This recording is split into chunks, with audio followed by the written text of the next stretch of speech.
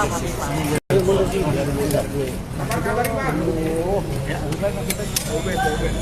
kabarnya, Bang? Kata tuh KPK tuh menolak tokoh reformasi. Kita semua sebelum datang ke sini punya niat baik dan harapan baik bahwa KPK pimpinannya bisa bertemu dengan kami. Tapi mereka ketakutan. Ketemu aja nggak punya nyali. Alasannya 2 orang, alasannya lagi sibuk. Humas aja sibuk. Bayangin nggak humas apa nih sibuk ya? Mas polisi, humasnya sibuk ngapain, Mas? Ketemu kita aja kagak berani. Saya mohon maaf, undang-undang KPK yang mulai itu pemerintahan Gus Dur. Karena tokoh-tokoh reformasi seperti Mas Amin, tuntutannya waktu reformasi supaya Indonesia anti KKN. Kalau nggak ada Pak Amin, nggak ada tokoh-tokoh pro reformasi, kagak ada nih KPK. Betul. Yang ada mereka ketemu aja kayak pejabat super tinggi banget gitu loh. Mohon maaf, cecorok aja kok. Catat tuh, Firly, catat Firly itu. Cecorok. Tapi niat baik kami, harapan baik kami ternyata disambut dengan negatif. Disambut dengan arogansi, kesombongan birokrasi. Ya, kami jadi tahu sebetulnya KPK ini performa doang, nggak berani menghadapi yang kuasa. Habisin duit rakyat dong. Ya, itulah kenapa Ubaid setahun yang lalu datang ke sini minta supaya dituntaskan kasus pengaduan KKN dari Gibran dan Kaisang keluarga Jokowi. Bersama saya, Komandan Marinir yang besar perjuangannya, Soeharto jatuh, Pak Soeharto. Bisa-bisanya mereka nggak menghormati Pak Soeharto, yang kalau nggak ada reformasi, kagak ada nih yang namanya KPK. Betul. Bisa-bisanya dia nggak menghormati Danjen Kopassus, yang juga peranannya penting di Republik kita, bisa-bisanya berlindung di bawah tipuan para birokrat yang bodoh. Bajingan tolol. Saudara-saudara, akhirnya ketemulah aslinya KPK. Kalau kasus-kasus kecil sok jago, sok hebat, duit recehan sok hebat, tapi menyangkut yang kuasa, yang mengkhianati Undang-Undang Dasar, KPK ketemu aja nggak punya nyali. Karena kalau ketemu pasti dia nggak bisa debat sama Rizal, sama Ubaid, sama Marwan, sama Safil, sama Muslim dan sebagainya. Jadi terima kasih saudara-saudara. Memang Jokowi harus kita ganti secepatnya. Supaya KPK kita benahin lagi ya. Tangkap tuh Firly, tangkap. Kembali ke kitanya. Terima kasih. Mana Mama? Amin, Pak Marwan. Jadi Pak Firly bisa buktikan kalau beliau itu independen seandainya berani mengusut dugaan suap untuk Jokowi dan anak-anaknya. Jadi kita tantang Pak Firly. Pak Firly buktikan bahwa Anda independen, Anda berani. Saya harap Bu Mega dukung Pak Firly untuk mengusut kasus Kaisang. Betul. Begitu, Bang? Ya, kita setuju kan? Setuju. Ini ketua BEM dari Paramadina. Silakan. Ya, kami dari mahasiswa tentu melihat pola koruptif di rezim ini sudah tidak lagi mengenai hanya soal transaksi keuangan, tapi moralnya sudah moral koruptif di seluruh lembaga pemerintahan. Lembaga legislatif sebagai spirit aktivisme, spirit mahasiswa hari ini pun berselingkuh dan tidak adanya check and balance. Itu sebabnya bagi kami spirit 98 di tahun 2023 ketika rezim Jokowi tidak dituntut sebagaimana mestinya, kami siap turun untuk kembali menyatakan sikap bahwa seluruh lembaga yang tidak bekerja sebagaimana mestinya kami akan dudukkan kembali, kami akan tuntut sebagaimana mestinya. Hidup Pak Sino! Amin. Laporkan hari ini Pak Jenderal Soeharto. Saya ingin tambahkan, dari cara penerimaan sekarang ini, saya mengambil kesimpulan.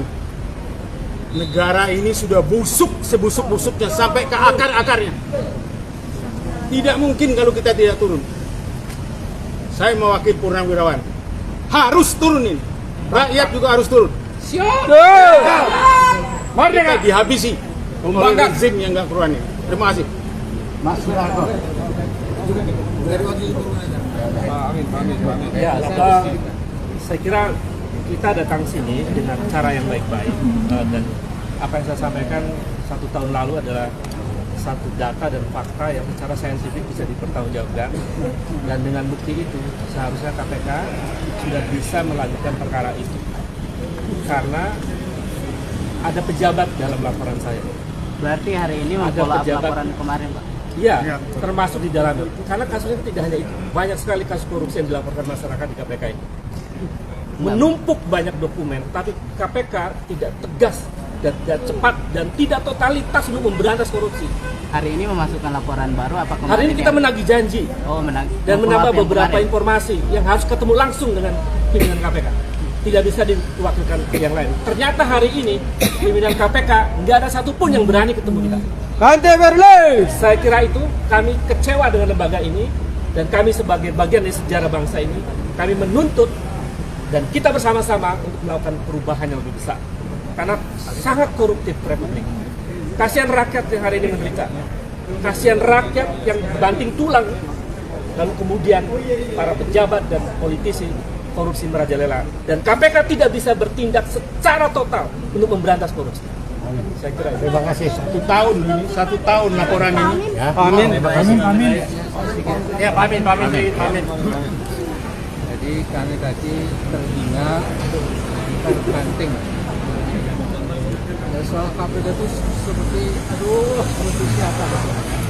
Datang dengan baik-baik, kemudian katanya harus membuat surat dulu, Pak.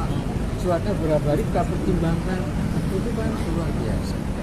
Jadi Mas Jokowi, saya kira nama Jokowi itu Joko Widodo. Tapi kalau Anda tidak bisa menyelesaikan masalah korupsi, namanya Joko Wirang. malu. Malu sekali ya. Malu, kan? Jadi Mas Jokowi, please ya. Kita sama-sama rakyat, Bung, ya. Jangan mentang-mentang ya. Kita gitu aja lah. Rakyat sudah marah, apapun akan jebol. Amin. Sehingga kedaulatan. Amin. Terima kasih.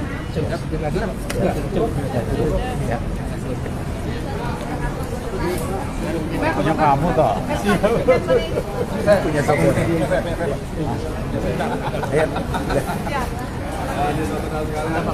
Tokoh-tokoh sekali berarti Rais Rijal Ramli, Jenderal Soeharto, dan apapun diabaikan oleh KPK dengan dalih prosedur surat Jadi kita tadi sudah awalnya diterima 8 orang untuk diterima oleh perwakilan dari Firly.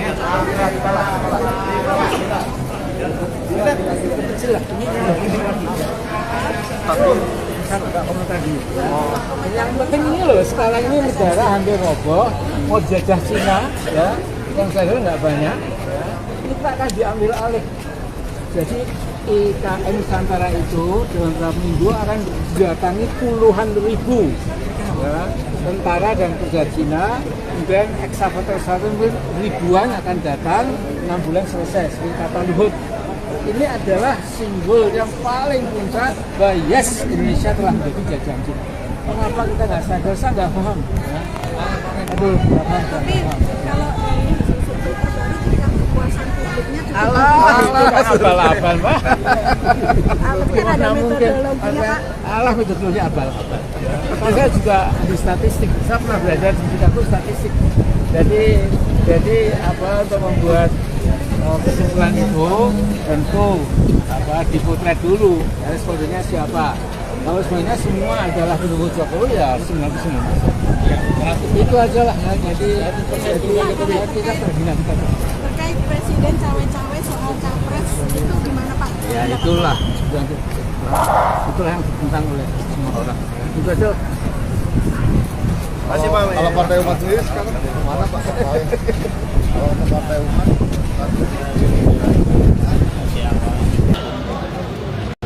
tadi jam 11 ada pertemuan 35 tokoh-tokoh nasional, dosen-dosen dari universitas negeri, rektor dari universitas swasta, mahasiswa, dan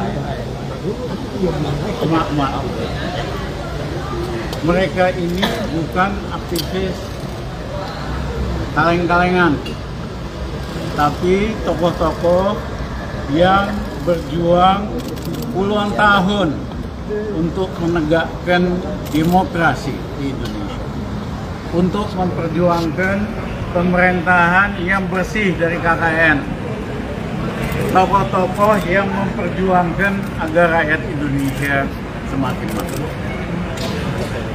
Nah, tadi kita bahas perkembangan situasi yang semua bicara, termasuk Mas Amin, Tokoh Reformasi, Jenderal Pak Harto, Komandan Marinir 98, Letnan Jenderal. Kalau Pak ini nggak ikut dulu, Pak Harto, jangan-jangan Pak Harto nggak jatuh waktu itu. Namanya sama. Ya.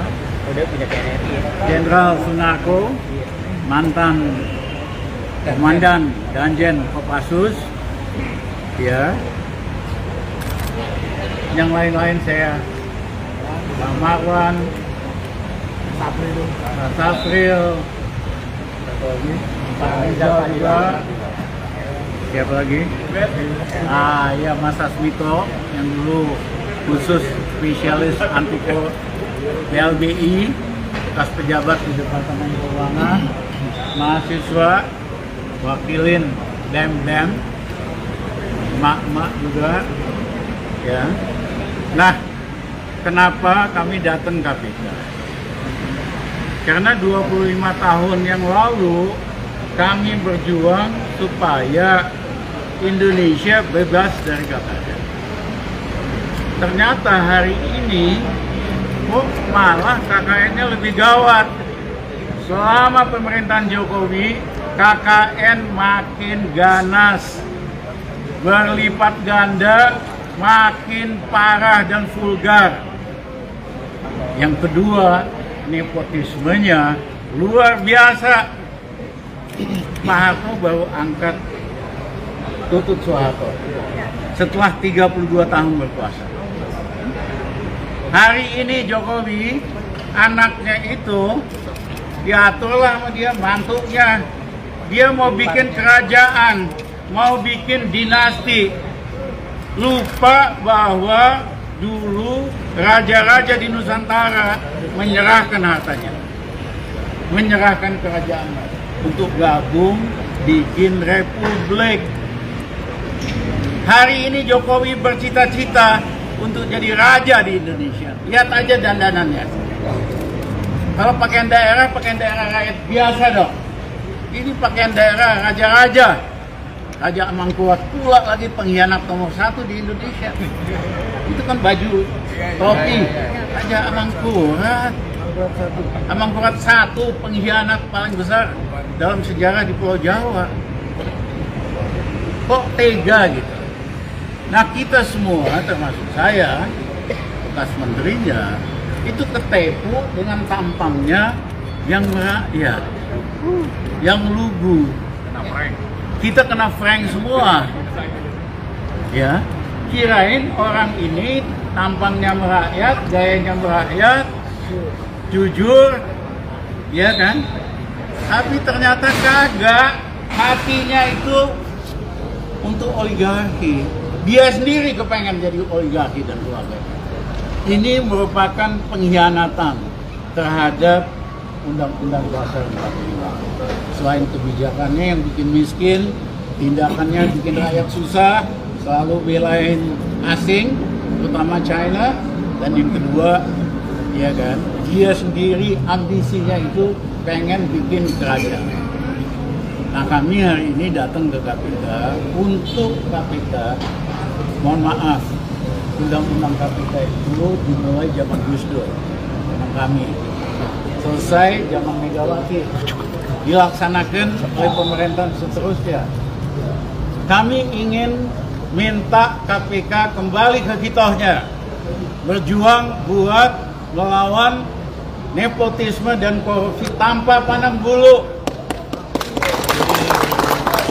Siapapun pejabatnya, anak pejabat atau bukan, supaya kapok. Di Korea 4 presiden dikorupsi, ditangkap karena korupsi.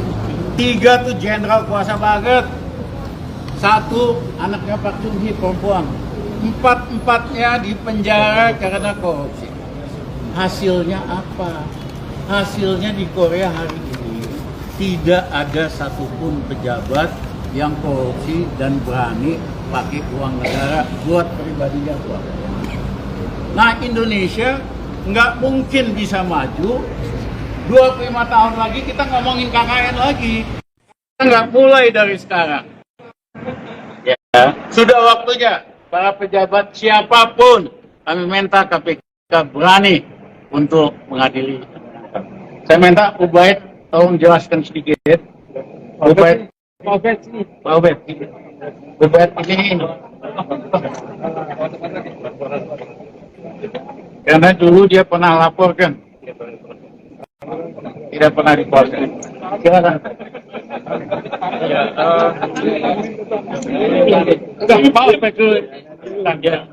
Pertama, saya kira saya hadir di sini karena bersama tokoh-tokoh yang juga memberikan satu pernyataan penting bahwa banyak kasus korupsi yang terjadi di Indonesia, bahkan hari ini semakin brutal dan tidak malu melakukan tindakan-tindakan korupsi.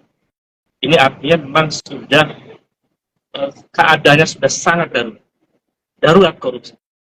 Karena korupsi begitu merajalela dan ini extraordinary crime, maka waktunya KPK saat ini untuk secara serius, secara total untuk membongkar seluruh kasus korupsi, termasuk yang saya laporkan. Karena yang saya laporkan sesungguhnya itu bukan perkara kecil, itu perkara besar.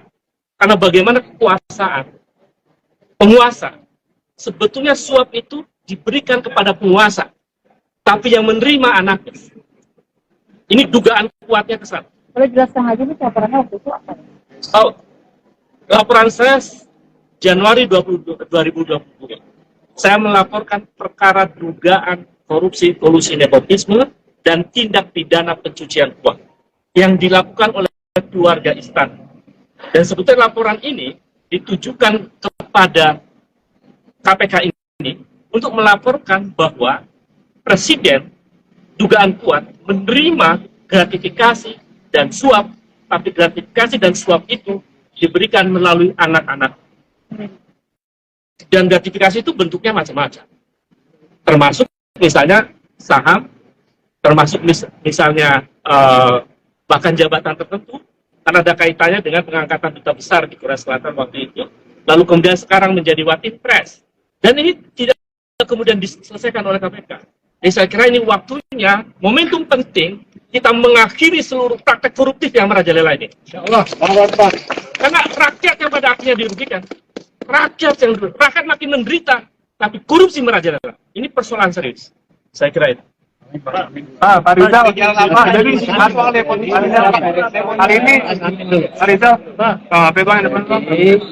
Pengamatan saya menyebutkan bahwa korupsi zaman Pak Jokowi ini itu makin masuk ke dalam, ya.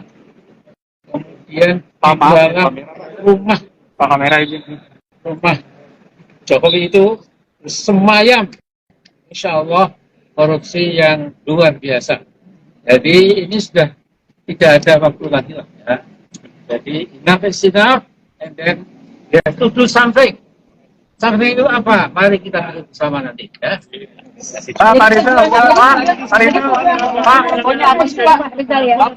hari ini melapor apa gimana Pak jadinya Pak?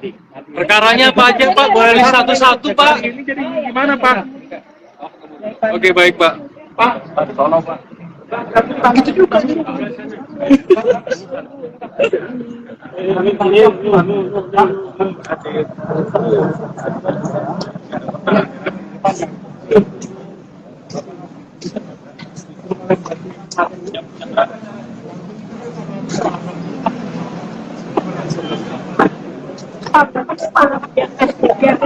Iya, termasuk di dalam. Iya, bisa. Iya.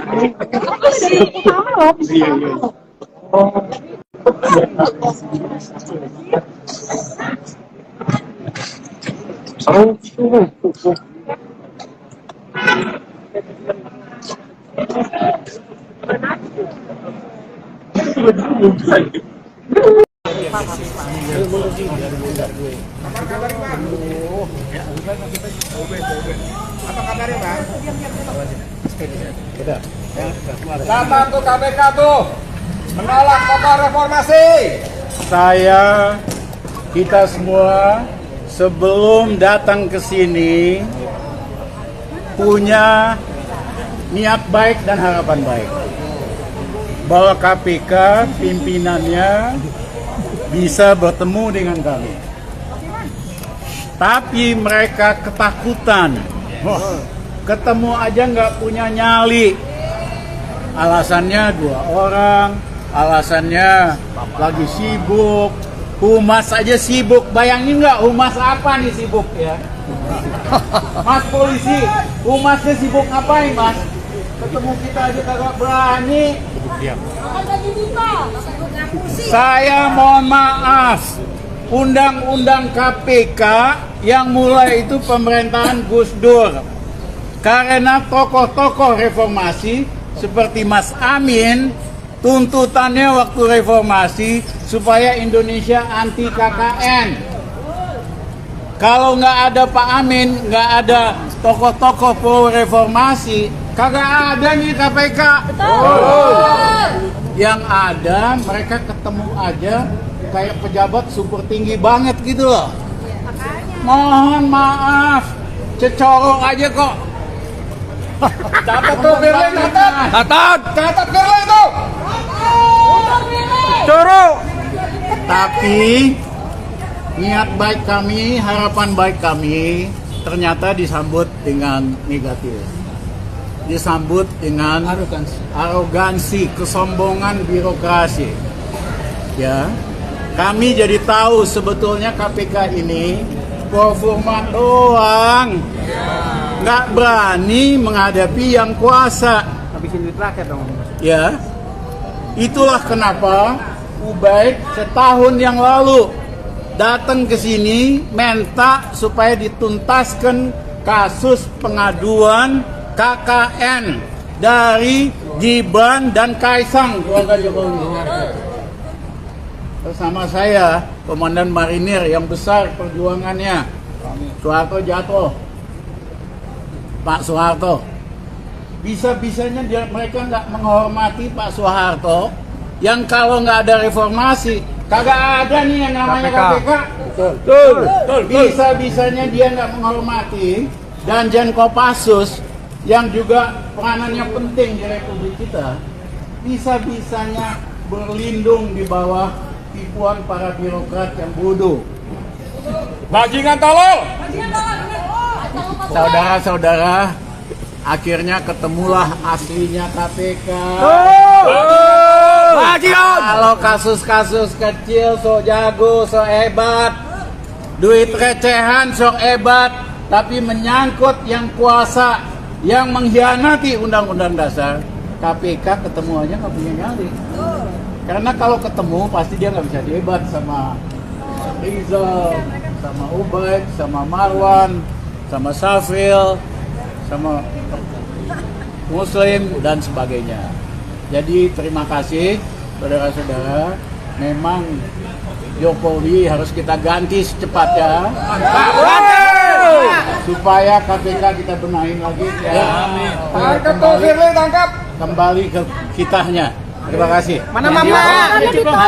Pamin, Jadi Pak Firly bisa buktikan kalau beliau itu independen seandainya berani mengusut dugaan suap untuk Jokowi dan anak-anaknya. Yes. Jadi kita tantang Pak Firly. Pak Firly buktikan bahwa Anda independen, Anda berani. Saya harap Bu Mega dukung Pak Firly untuk mengusut kasus Kaisang. Betul. Begitu, Bang? Ya, kita setuju kan? Setuju. Ini ketua BEM dari Paramadina. Silakan. Ya, kami dari mahasiswa tentu melihat pola koruptif di rezim ini sudah tidak lagi mengenai hanya soal transaksi keuangan, tapi moralnya sudah moral koruptif di seluruh lembaga pemerintahan. Lembaga legislatif sebagai spirit aktivisme spirit mahasiswa hari ini pun berselingkuh dan tidak adanya check and balance.